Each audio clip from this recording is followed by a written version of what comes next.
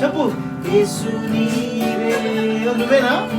నీవే నీవే నీవే అలా దగ్గమాన్.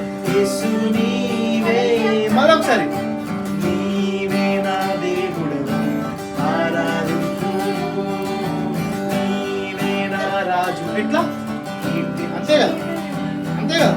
నీవే నా దేవుడు ఆరాధించు, నీవే నా రాజు కీర్తించదను. చాలా మరణమును జయించిన మృత్యుంజయుడు. అదే మళ్ళొకసారి.